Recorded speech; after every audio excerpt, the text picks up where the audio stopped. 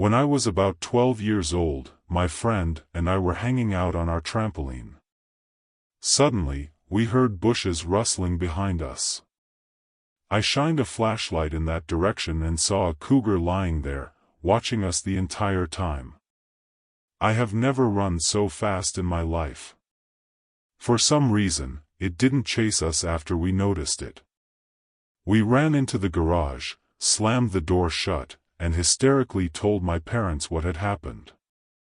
My dad searched the yard with a gun and a flashlight but found nothing. A few years later, when I was 19, my mom let her small poodle outside before going to bed. The dog never came back, so she went outside to look for it but couldn't find it. A few days later, our neighbor was walking his dog and found my mom's poodle. It had been half-eaten. My brother overdosed once. When my dad and I found him, he was bluish-red, covered in his own vomit, with his jaw clenched tightly. We thought he was dead, but we tried to resuscitate him anyway. I'm pretty sure I knocked out a few of his teeth trying to open his mouth.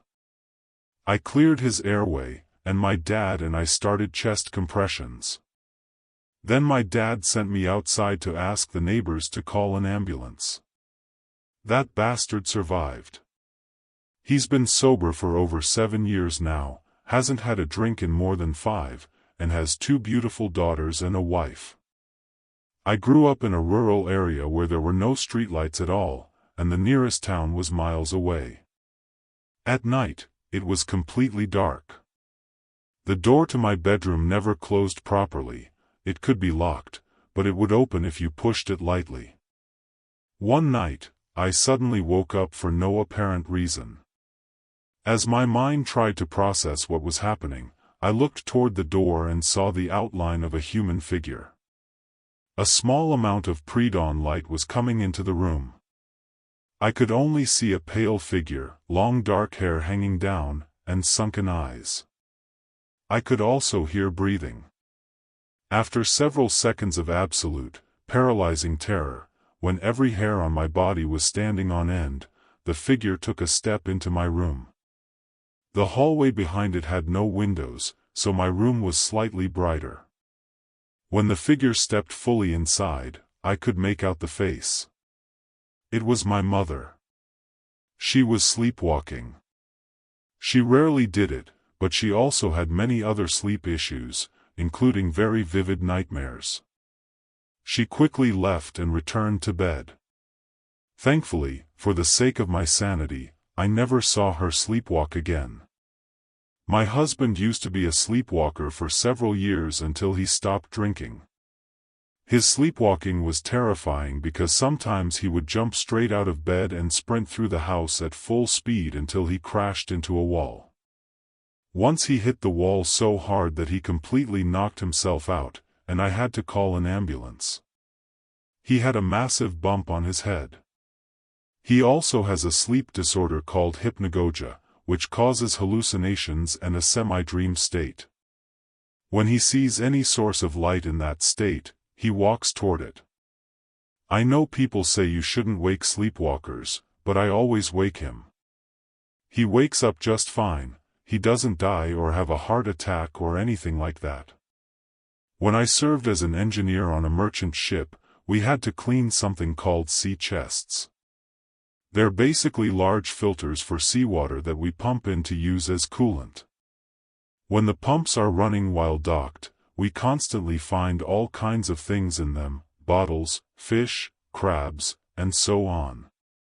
One time, we opened a chest, pulled out the filter, and immediately saw a shiny gold object that turned out to be a Rolex watch.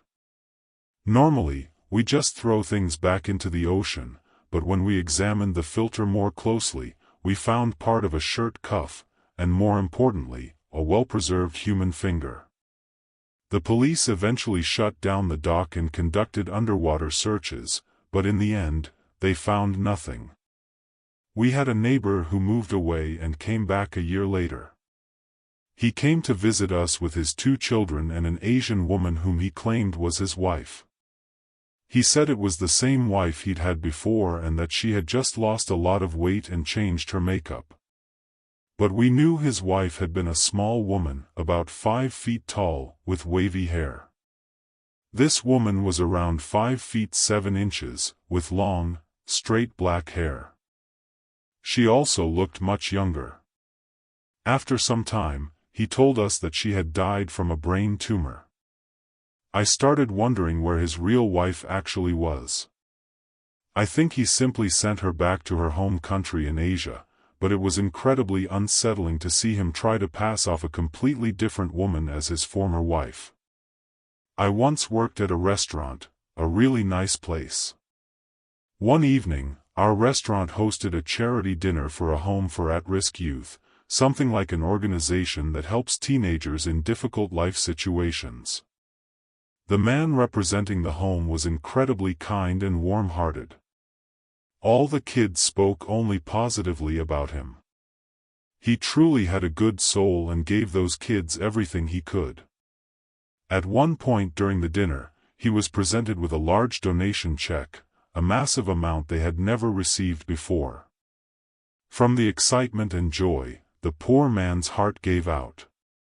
He collapsed right there on stage, holding the check in his hands. They couldn't revive him. He died.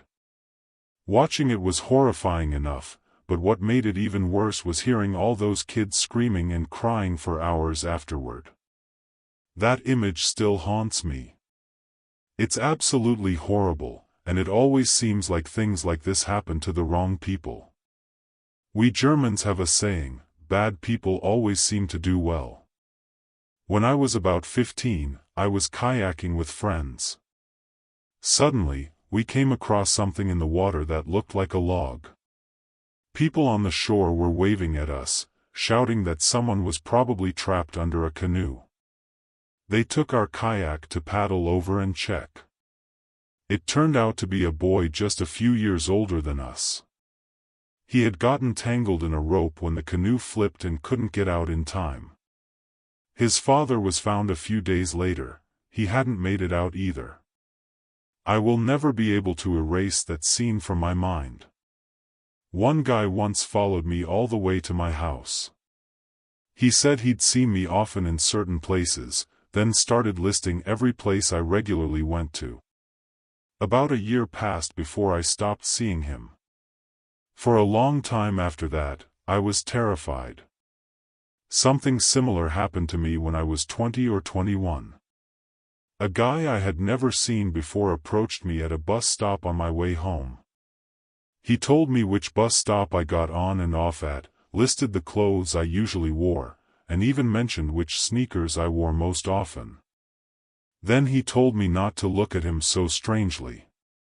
A few years ago, I was in a restaurant during my lunch break.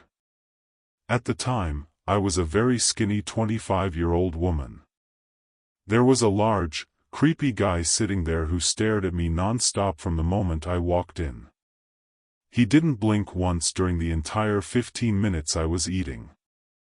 I asked for the check and left early just to get away from him. As I was leaving, he loudly said, "You shouldn't leave alone.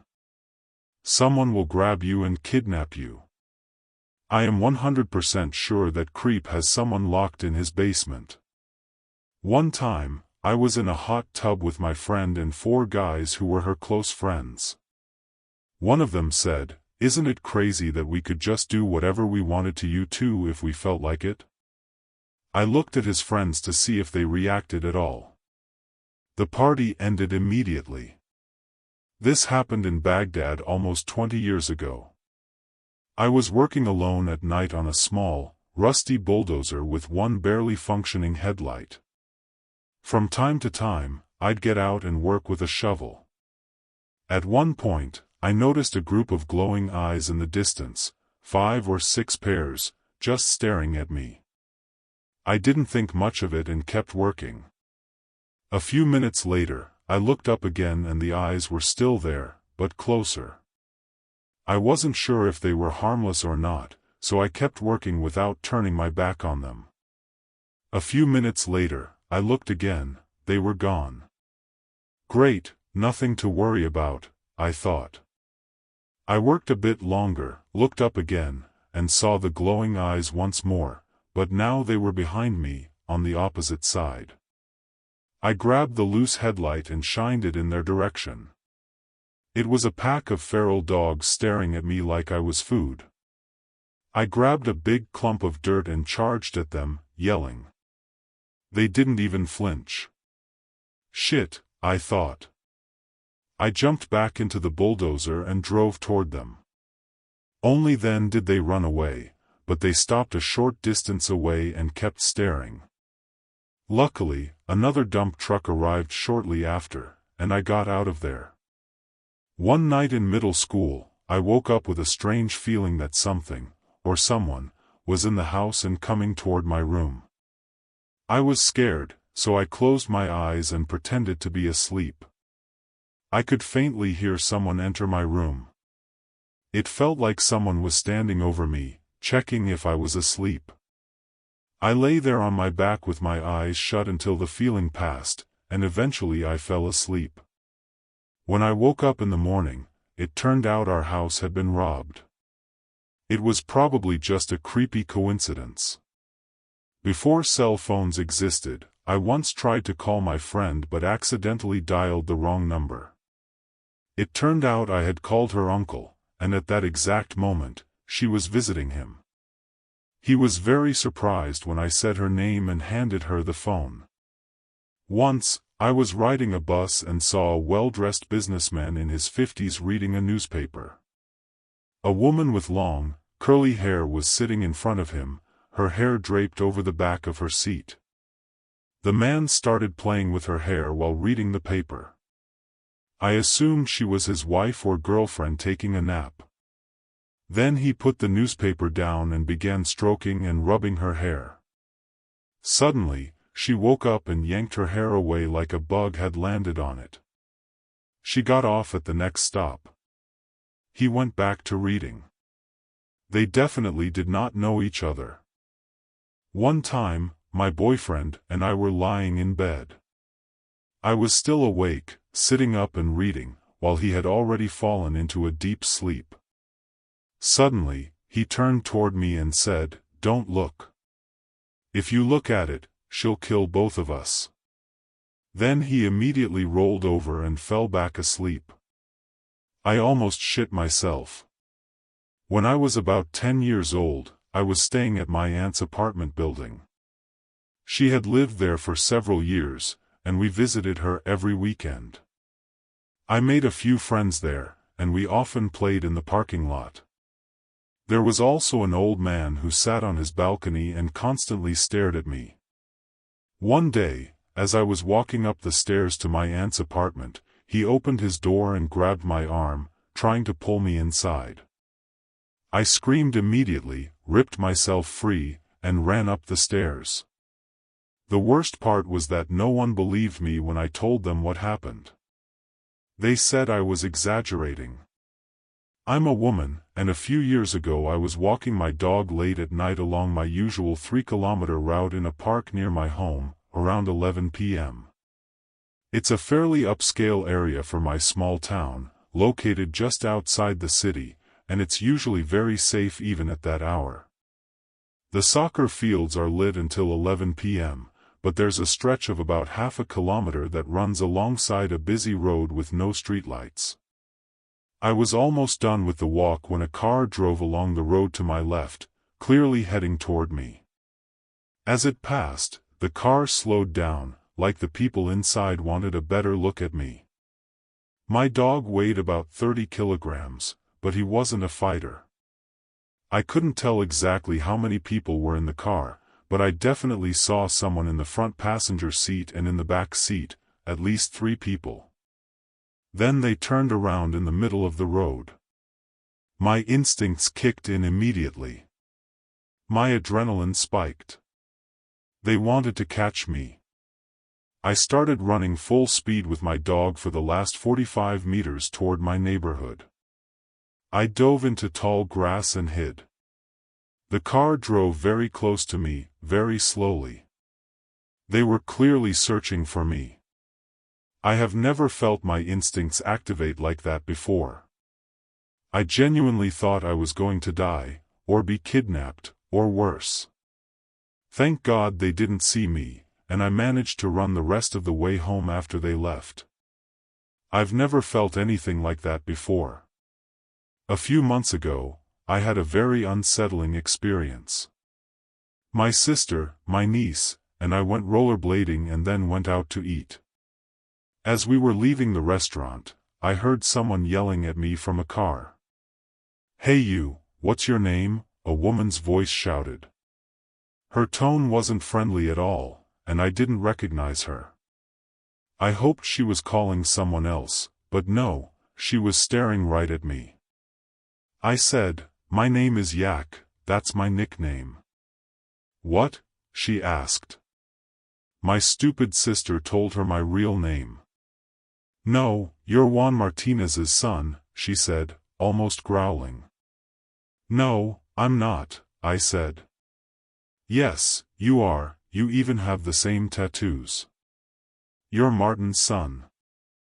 I told my sister and niece, "We're leaving now."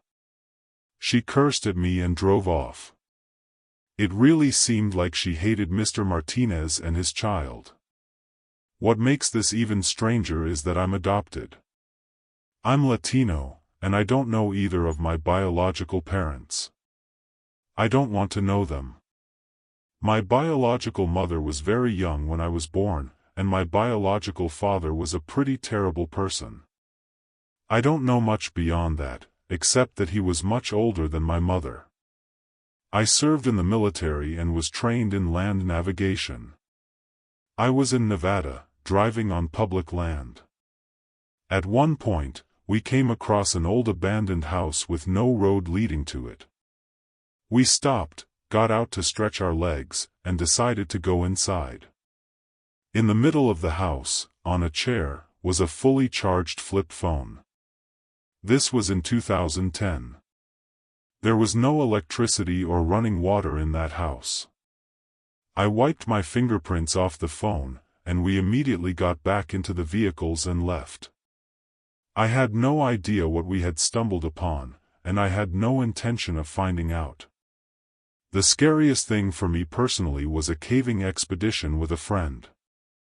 We were heading back toward the exit when I took a wrong turn and saw a vertical passage completely blocked by rocks. I thought there had been a cave-in and that we were sealed inside. My pulse went through the roof as I imagined slowly dying in that cave. I searched everywhere, then climbed down and met my friend, who was coming up the correct route.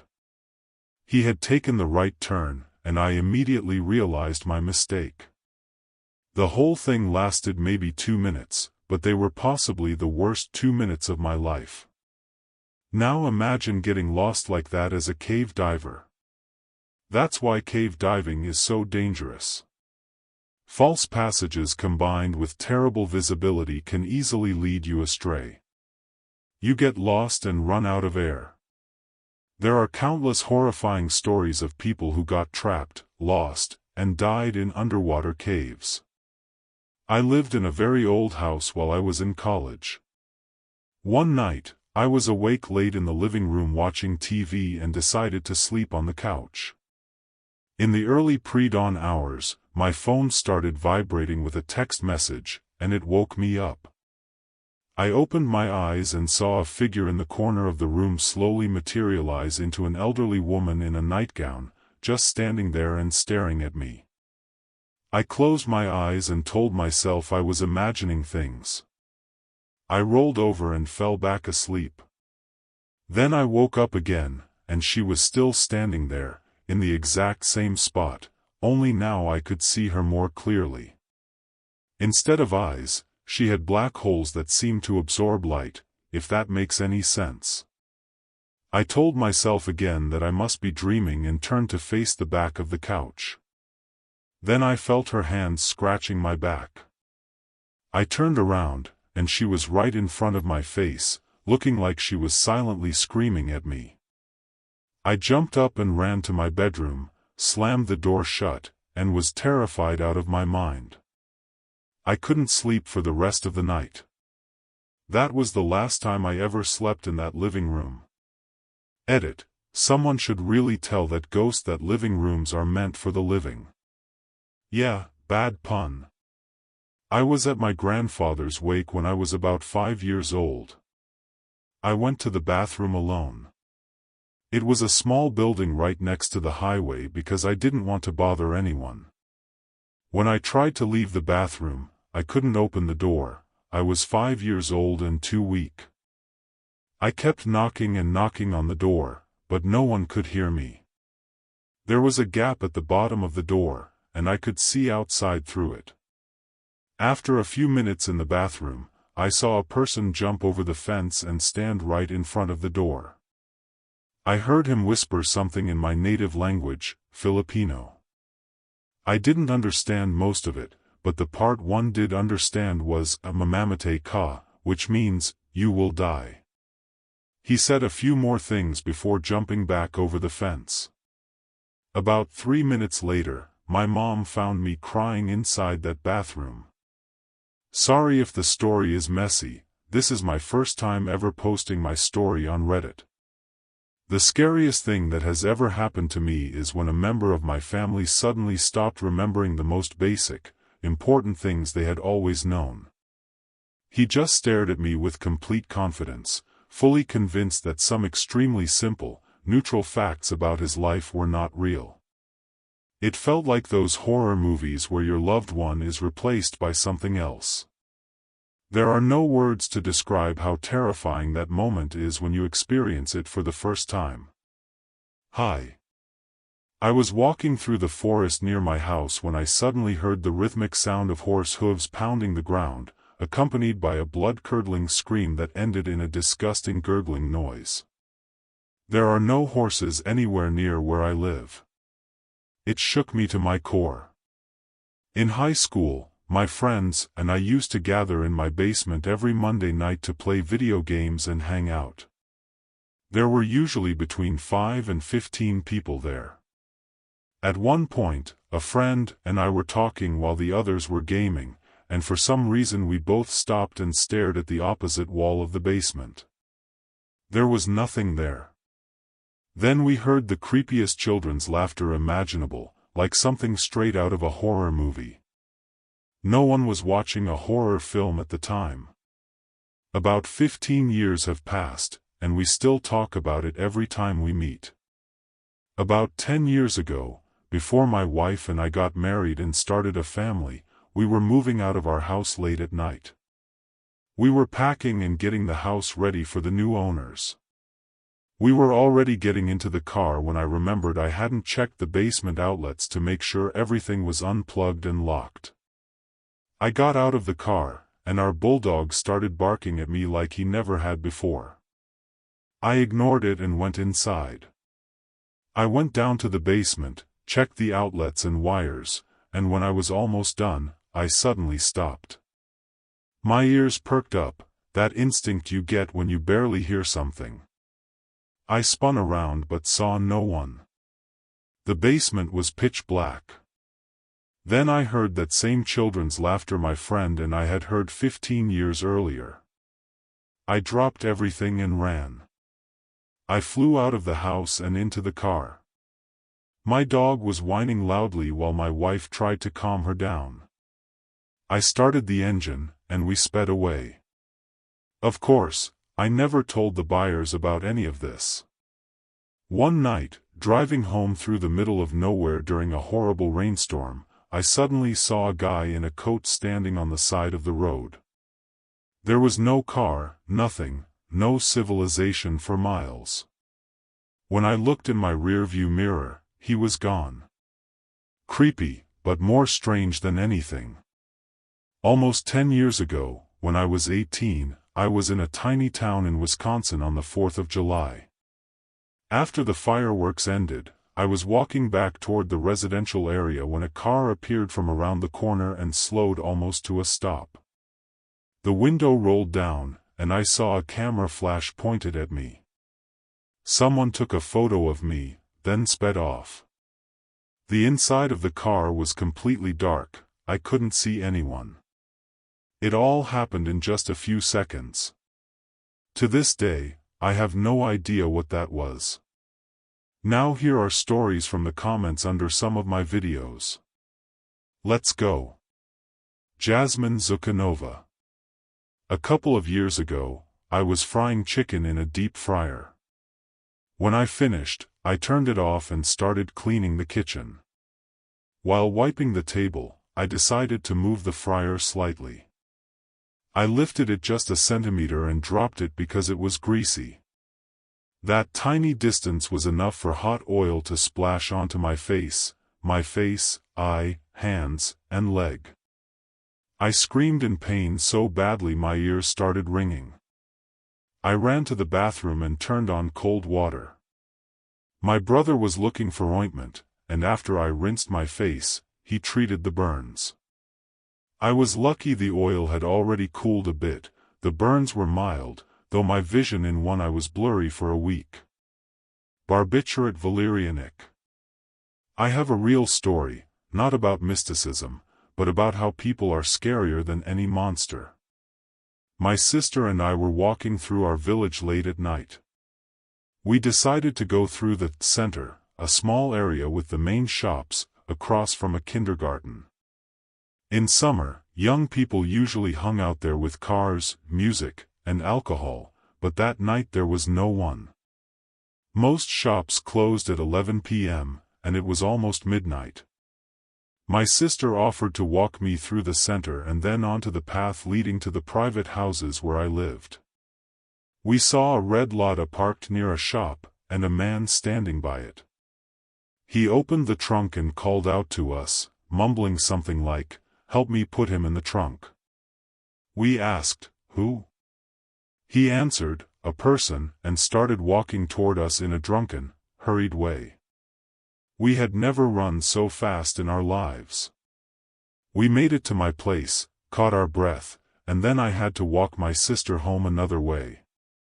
We kept looking around, but no one followed us. We're both in our 30s now, and we still remember it. Vorsen Fox. This probably won't sound scary to most people, but I'll try to explain how terrifying it was for me. It happened about 2 months ago. I was going to bed early in the morning, messed up sleep schedule. Across from me were large windows and an open balcony. I could already see the first rays of dawn breaking through, and I was slowly drifting off to sleep. I was lying on my back, completely relaxed. My cat was dozing on a chair nearby. And just as I was about to fall asleep, I suddenly heard an absolutely deafening roar on my left side. It sounded like someone had taken the biggest drill imaginable and started boring straight through the wall, while also smashing it with a hammer and who knows what else. I would have gladly blamed it on some overly energetic neighbor who decided to start renovations at 5 in the morning, but the problem was that on my left side there was a load-bearing wall separating rooms inside the apartment. Behind that wall is a narrow hallway, and beyond it, a bathroom. I was completely paralyzed with fear.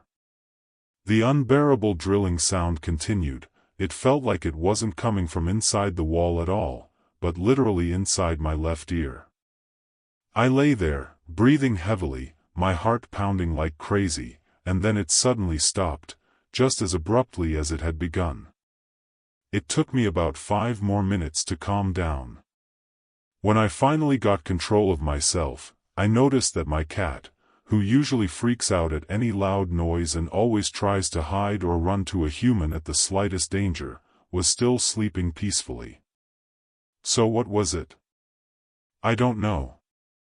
Most likely, it was sleep paralysis. I was trying to fall asleep on my back, and no one else heard the noise except me. But dear God, I can hardly put into words how terrified I was in that moment. Anyway, as always, thank you for the video and for this segment.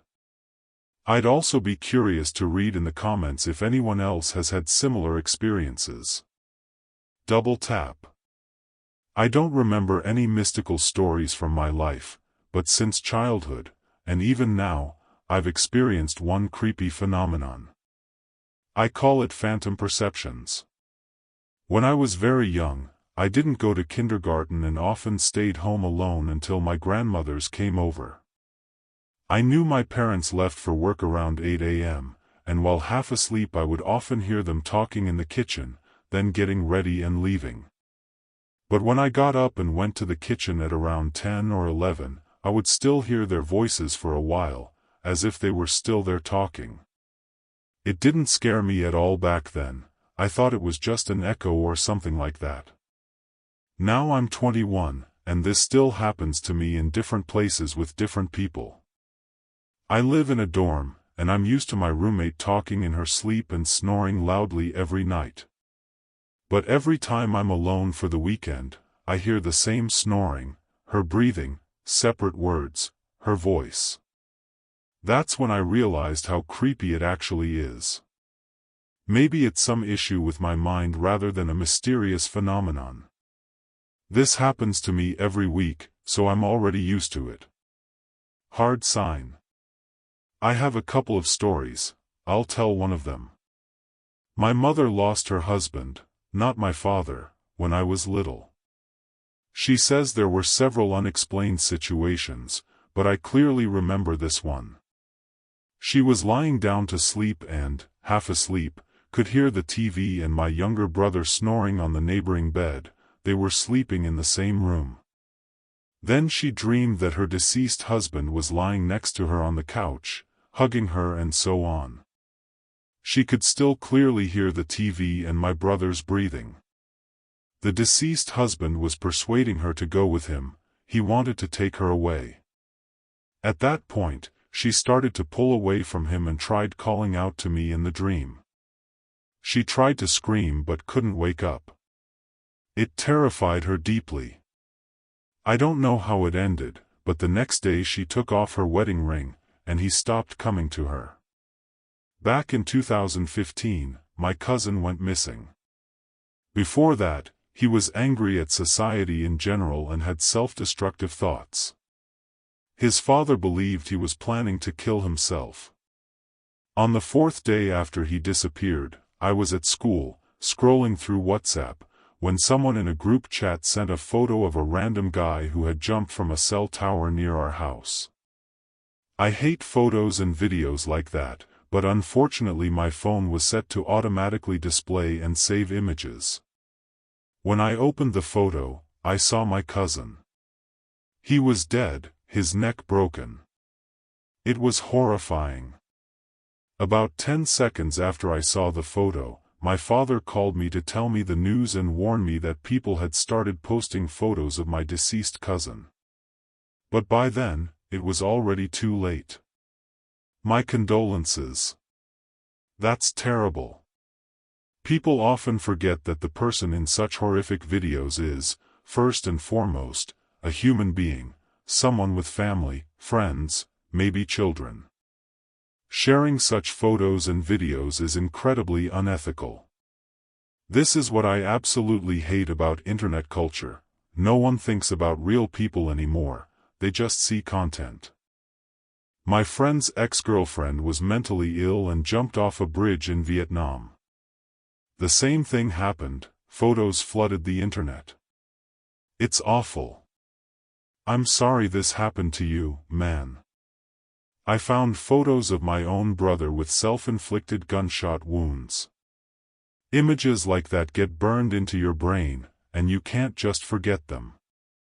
I don't know if this counts as scary, but it was disturbing to me.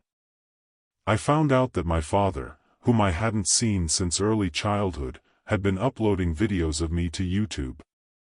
In those videos, I was a small child.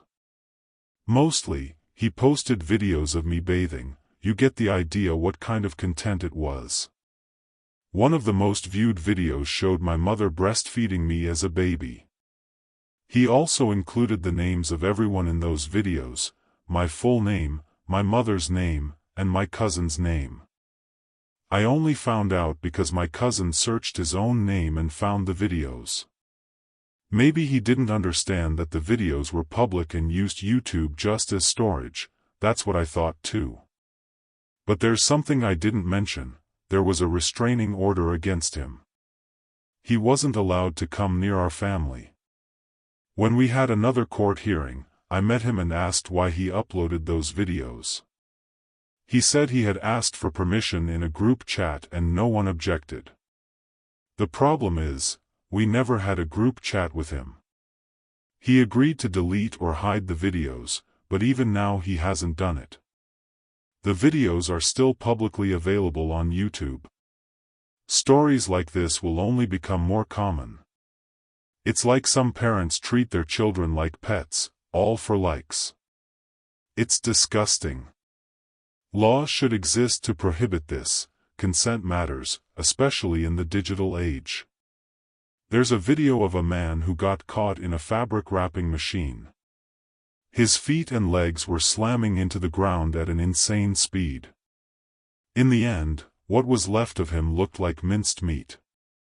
He probably died from shock, who knows? Yes, I remember that video. A coworker stood nearby and just watched for several minutes before finally pressing the emergency stop button. By then, it was already too late. At my job, we have machines like that, and they show us these kinds of videos during safety briefings. That video made me realize I never want to watch anything like that again. Now, when I'm just doing my job, I immediately imagine myself tripping, falling into the machine, and getting wrapped to death. Probably, 2 guys and a hammer. I don't remember the exact name, but it was a video of some guys, probably teenagers, who killed a man with a hammer. When I saw that video, I thought, that's it, I'm done. I'm tired of watching messed up videos on the internet. Yeah. When I was in middle school, my friends and I watched that video. I don't know how to phrase this without sounding crazy, but after watching it, I realized something very clearly: I could never hurt another person. Not that I ever wanted to, but in that moment, I knew for sure that I would never be capable of doing something that horrible. I have relatives who live in a small rural town. One day I decided to look on YouTube to see if there was any content about that town. I didn't find anything, but instead I stumbled across a channel with a video titled with the name of that town, sung by a robotic voice saying how wonderful a place it was to live. The thing is, that channel had hundreds of similar videos, all exactly the same. Only the town names were different. Guys, I found the channel. It has over 7,000 of these videos, and yes, they are all identical. I'll show one as an example. Don't worry, there are no jump scares. Music. Music. The video is called Russian Brick. It's impossible to forget after watching it. That video is incredibly sad. Because of it, I'm now extremely careful on the road and always watch out for debris that could fly into my windshield. For people who don't want to watch the video, for obvious reasons, I've seen other similar videos too. Basically, a truck was driving in front of a car with a dashcam. A brick suddenly fell off the truck and killed the person sitting in the passenger seat. That person was the driver's wife. I deliberately watched the video without sound, because many people wrote that the man's screams, when he realized his wife had died, were unbearable. They said you could hear unimaginable grief and pain in his voice. In real life, people don't scream the way you expect in situations like this. They make extremely disturbing, unnatural sounds. The same thing happened here in Ohio, except the brick or stone was intentionally thrown from a bridge. 3 guys did it. They wanted it to hit a car. The stone hit the driver's wife directly. She survived, but her brain was severely damaged, as was her face. She was left in a vegetative state for life. The driver, her husband, later took his own life. Those 3 guys should burn in hell. Back in 2013, when I was about 18, I was a real edgelord. I thought it was cool to be emotionally numb and to watch horrific things online every day, on 4chan, Reddit, LiveLeak. I regret it now, because those videos still haunt me in my dreams. They're literally burned into my memory. I expected to read some creepypastas here, Slenderman-type fake internet stories. Let's just say the posts in this thread are not that. There's a Korean horror comic called Bongchan-dong. It was terrifying. It genuinely traumatized me. It's mostly body horror. I wasn't so much scared as I was disgusted and emotionally crushed.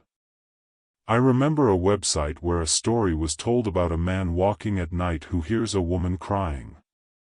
Then he notices a woman following him. Suddenly, the page starts scrolling down on its own, very fast. Then you see the woman facing you, and she suddenly snaps her head around and screams at full volume. That was the scariest thing I had ever seen on the internet, even before Doki Doki Literature Club. The sounds of Timothy Treadwell still haunt me. Timothy Treadwell was a nature enthusiast who visited Alaska every summer to observe bears. One bear, which he named Machina, killed and ate him while the camera was recording. After that, the bear also killed and ate Timothy's girlfriend. That audio can still easily be found on YouTube. Warning, it's extremely disturbing. Bears usually don't kill humans immediately. Large cats still have to worry that their prey might fight back. A grizzly weighs around 350 kilograms, they fear nothing. They just pin their prey to the ground and start eating until the victim dies from being eaten. I try to avoid disturbing content, but I love watching climbing and parkour videos. One day I came across a video of a man in Hong Kong. He was hanging on the ledge of a skyscraper, hands on the edge, feet pressed against the wall. At some point, he didn't have the strength to pull himself up anymore, and he fell 62 floors. Ending up in a situation like that is my biggest fear. Another video, a girl filming Snapchat videos while she and her sister are driving drunk. The video ends, and the next clip shows her filming her sister after a crash. Her sister's skull is split open. She's still alive and making horrifying groaning sounds. Another one, a man and a woman sitting in a car. The man shows a gun. The woman tries to look cool and edgy, grabs the gun, points it at him, and pulls the trigger. She did it as a joke. She shot him straight in the head. His eyes roll back, and he starts groaning and breathing in agony. The woman panics and runs out of the car screaming. There are countless videos where people think they know how to handle firearms, but absolutely shouldn't be anywhere near them. For example, a video where a guy shoots a steel plate from about 90 meters away with a Barrett .50 BMG rifle. You hear the impact, the bullet hits, then ricochets and slightly grazes his face. He's fine, just a small scratch. Or all those videos where women fire large-caliber guns, like a .50 Desert Eagle, and get hit in the face by recoil. These videos look funny only because no one died or was seriously injured. But there was one case where a YouTuber couple, husband and wife, wanted to film a video where the woman would shoot the man with a .44 Magnum while he held a phone book in front of him. The problem is, they had watched videos where people shot .22 long rifle rounds, which are relatively weak. In the end, the woman was sentenced to 2 years for involuntary manslaughter. Murder isn't as scary as some of the other posts in this thread. But once, I joined a live stream of a YouTuber who was walking through the streets and talking to his chat. Then I noticed something familiar. Oh shit, it was my house. He was standing right in front of my home. I felt shock and pure terror, because it's not funny at all to realize that you're being recorded by a camera you had absolutely no idea about. This is something I found on Reddit about 9 months ago. A user with the username Zombie Gaddafi posted a photo his uncle took at the Grand Canyon. Neither his uncle nor the author noticed a person standing in the bushes when the photo was taken, only after it was developed. Since then, the uncle has posted another copy of the original photo and still swears the story is real. Maybe it's not something supernatural or paranormal, but damn, that photo gives me chills. Edit. There are countless debates about this photo. Some say it's just a poorly developed tree that looks like a person. Others say it was just a regular person no one noticed. But even if that's true, it's still incredibly creepy. Devil's Kettle Waterfall, Minnesota. At first glance, it looks like an ordinary waterfall. But in reality, no one fully understands how it works. The river that forms this waterfall also flows into Lake Superior. Part of the water goes into the Devil's Kettle, and it simply swallows it. No one knows where the water goes. Researchers have thrown ping-pong balls into it, poured dye, tossed logs, and even wrote signs into the hole, then watched Lake Superior for signs of them, but nothing ever appeared. One person was even lowered into the kettle on a rope to a depth of about 8 meters. According to him, he never saw the bottom, and going deeper was too dangerous. Geologists have studied the rock in that area for a long time, but none of the rock types there could absorb water that fast. If there were a crack at the bottom where all the water drained, it would eventually clog with logs and boulders carried in by the strong current. Another theory suggests a lava tube formed beneath the waterfall millions of years ago, but the rock in that region dates to a period when lava tubes couldn't have formed. None have been found there. Honestly, why not just toss a waterproof GPS tracker in there and see where it ends up? I feel like this needs to be said. Just because a photograph was taken before Photoshop existed doesn't mean it's real. There are many ways to fake photos using film cameras, double exposure being one of them. Interestingly, nearly all ghost photos from that era look exactly like double exposure, whether intentional or accidental. Then, when flash photography became common, ghosts suddenly started appearing as glowing orbs. I remember seeing a photo once, a group photo of soldiers taken in 1919. The photographer didn't see anyone resembling the extra person at the time.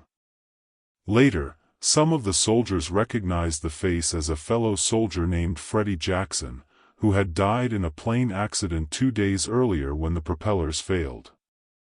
If that story is true, I genuinely feel sorry for the guy. Maybe he still thought he was alive and wanted to be part of the group photo. There's also a photo a woman sent to the police, claiming that a monkey was sneaking onto her property at night and stealing apples from her backyard. I grew up where that photo was taken, in Florida, near the Mayaca area. The creature was well known as the skunk ape, and people there are scared to death of it. It turns out even Native American legends mention skunk apes. According to their stories, there was once an entire tribe of them, creatures more connected to nature than humans. They were mostly peaceful, but extremely solitary. Here are some other things science still can't explain. Archaeological artifacts we still don't understand. The writing of the Indus Valley Civilization, which hasn't been deciphered yet. The exact rules of the ancient Egyptian board game Senet, which may never be fully known due to lack of evidence. There are also photos of strange biological structures. We still don't know what creatures build them or why. We also don't fully understand why there are cold spots in images of the cosmic microwave background radiation. These images don't completely match current models of how that radiation formed. One explanation is the Eridanus supervoid, a massive region of space that could fit about 10,000 galaxies and contains roughly 20% less matter than the rest of the universe. There's also the famous photo from the Amityville case, where the Lutz family claimed to have conducted a paranormal investigation.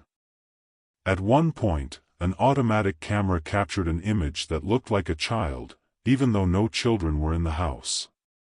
In reality, there's a very simple explanation. The Warrens weren't serious investigators, they were self-proclaimed psychic mediums and demonologists. The Amityville case is full of inconsistencies and signs of fabrication. I grew up on Ocean Avenue in Amityville. I lived there during the time when the real murders actually happened. The ghost stories that came later were complete nonsense. No one who lived in that house ever reported anything unusual. The entire haunting story was staged by Jay Anson, the author of the Amityville Horror. All those stories and photos are completely fake. Someone once found something strange while browsing Google Street View from their balcony. In another image, the system had blurred out an object. In reality, it was a tiki statue used to hold surfboards or something similar. The owner asked Google to blur it because it was very expensive and he didn't want thieves to see it. Honestly, if you don't want thieves to see something valuable, you probably shouldn't leave it on your balcony. We have a local legend called the Joplin Spook Lights. Long story short, there's a road where, if you park nearby, you can see a light in the distance that shouldn't exist according to any laws of logic or physics. There are no streetlights or anything else that could produce it. The strange thing is that whenever someone tries to approach it, the light simply disappears. It's only visible from a specific stretch of that road. There have even been several investigations into it, but none of them reached a definitive conclusion. The Eye of the Sahara isn't so much an unexplained photograph as it is an unexplained phenomenon.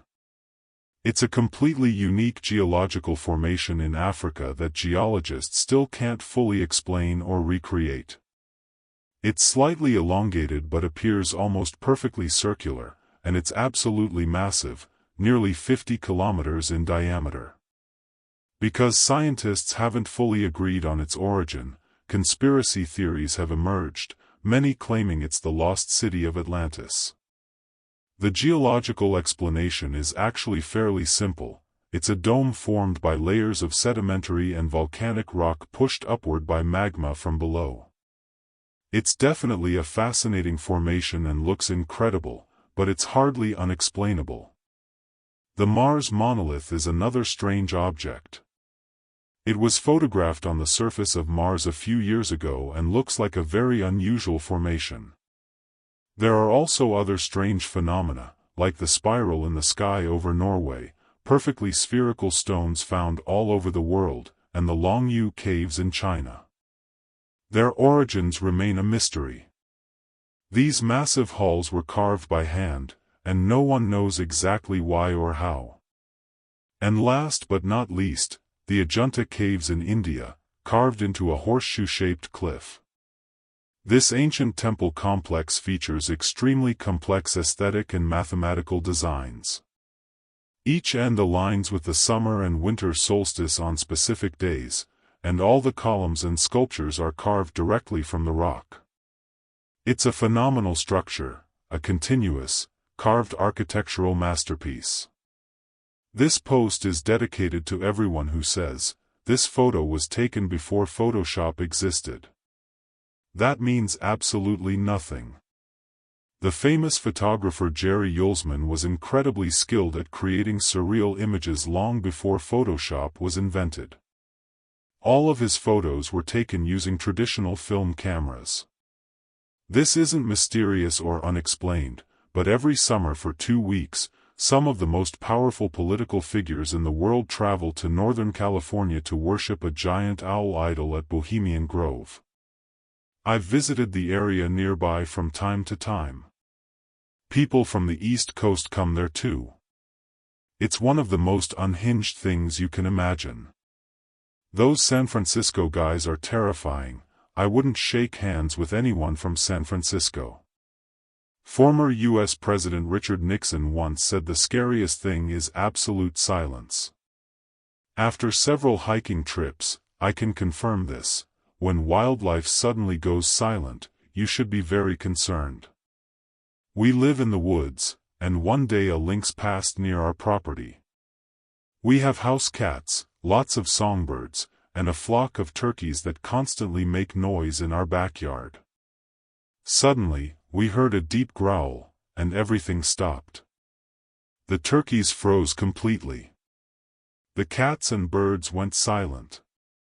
Not a single sound. Then the lynx growled again, and all hell broke loose. Birds started screaming, and our turkeys suddenly remembered they could fly. I was 16, home alone, brushing my teeth at 4 a.m., when I heard quiet footsteps on the outdoor staircase leading to the yard. I knew the sound my parents made when they came home. They were loud. These footsteps were careful and quiet. I went upstairs and looked out the window and saw a bald man dressed in black standing completely still, staring into nothingness. I shouted at him, telling him I knew he was there and that I had a knife. He barely moved his eyes toward me, then left. I called the police, but they never found him. He never came back. At 2 a.m., sitting in my room at my computer, I suddenly heard several people chanting outside. It sounded like some kind of human sacrifice ritual. Turns out the house behind ours was a sorority, and they were doing a ridiculous initiation ritual. I was walking around our hotel building when I heard someone scream F***** in the lobby, followed by a sound like thunder. A man had jumped from the 9th floor into the atrium and hit the railings on the way down. That sound still haunts me. I quit the next day and never went back. I remember an interview with a San Francisco police officer who talked to people who survived jumping off the Golden Gate Bridge. He said every single one of them felt immediate regret the moment they jumped. Watching that realization happen in real time is horrifying. A knock on my door at 2 a.m. that continued every 30 seconds for half an hour. I was terrified to move. I had just moved to Texas and didn't own a gun. It turned out to be a local homeless man named Chris who had just been released from prison and was looking for the previous tenant of my house. He had schizophrenia. Over the 4 years I lived there, we actually became close. Every time he got out of prison, he'd walk from downtown to my house. We'd talk, smoke, and I'd make him a sandwich, give him water, and his favorite candy, Ferrero Rocher. I was working from home around 10:30 p.m. and stepped into my yard. My dog followed me and suddenly froze, growling like I'd never heard before. He positioned himself between me and the woods, snarling like he was ready to kill something. It was pitch black, and I couldn't see anything, but something was definitely there. I've never been scared where I live, but that night I was grateful to have the best boy in the world watching over me. A piercing scream, a dull body hitting the ground, then crying, in that order. I was convinced one of my kids had fallen out of a window. Turns out it was 2 cats fighting. One knocked the other off a fence. Cat screams can sound disturbingly human. At 3 a.m., I heard my husband moving around in the bathroom, except he was right next to me in bed. I got up and saw my purse dumped on the floor, all our medications gone from the bathroom cabinet, and the back door wide open. Looking back, it's almost funny. The thief only took laxatives, half-empty antibiotic bottles, expired Prozac, and my birth control. The sound of a rabbit being caught by a large bird is horrifying. No one ever tells you it sounds exactly like a human baby crying. I lived near a 2-way road with a large roundabout that led directly to my house. Local racers loved speeding up and down it, but being the idiots they were, they always forgot about the roundabout and crashed into the barrier. One night around 3 a.m., I was gaming when yet another racer forgot about it. The barrier was barely standing from previous crashes. The guy flew straight through it, his car rolling and tumbling until it became a twisted pile of scrap metal. And then our very small street was suddenly flooded with cops, firefighters, and ambulances. They had to cut that jerk out of the car with angle grinders. He sat trapped in that metal cage for a good half hour. Either way, there's nothing better than trying to fall asleep while that stuff is happening right outside your window. My boyfriend at the time and I were walking through his house toward the garage. It was pitch black and completely silent. It was deep in the night. He was walking ahead of me when suddenly I heard a horrible, demonic scream, a sharp hissing sound, as if something rushed past my head and vanished right in front of me. It was so loud that my ears physically hurt. My boyfriend said he didn't hear anything at all. Edit. Some people suggested it was a bat, but I know what bats sound like, and this definitely wasn't one. If a bat had flown past my head, I would have felt air movement. I felt nothing. Also, we were inside his house, and bats had never been seen anywhere near it. Still, since the alternative explanation is demons, I'll go with bats. The antenna on my van started swaying back and forth on a completely windless night. The van was parked behind the house, and from the window I couldn't see anything that could have been moving it. At that time, I was watching a lot of horror movies and absolutely did not want to go outside to check. I decided to ignore it and hope it was just some animal or something like that. I often heard doorknobs rattling and something scratching the walls and ceiling in my grandmother's house. Almost every time, I'd hear footsteps or knocking around 3 a.m. Their house is in the forest in northern Arizona. There's only one streetlight nearby, so it's almost completely dark. There was no running water in the house, so we often had to walk far to the river. I'm Native American, and I believe it was Wendigos. They exist where I'm from, and all that knocking and footsteps are typical behavior for them. Edit. Some people asked what a Wendigo is. I'm 26, and I've heard about them from many of our people and shamans.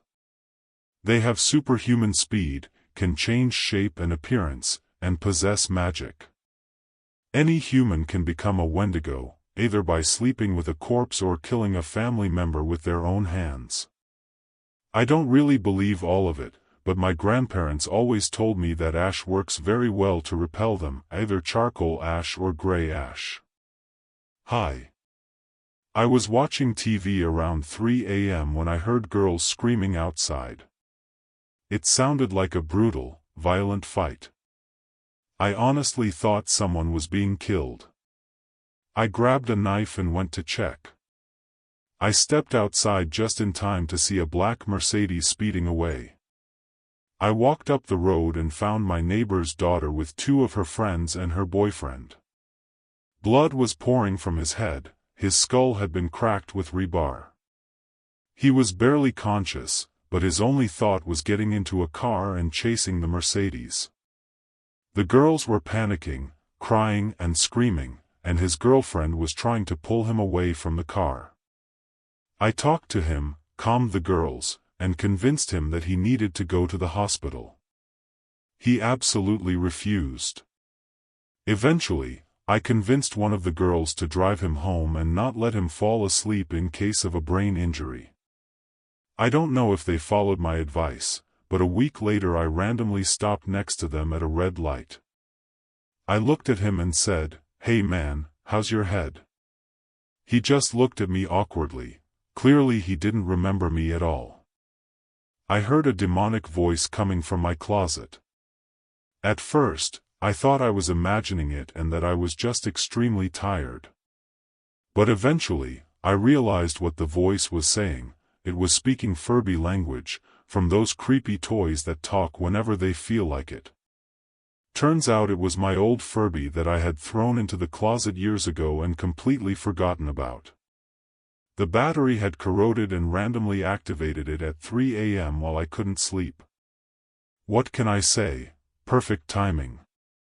When I was in high school, my parents were out of town for the weekend, so I was home alone.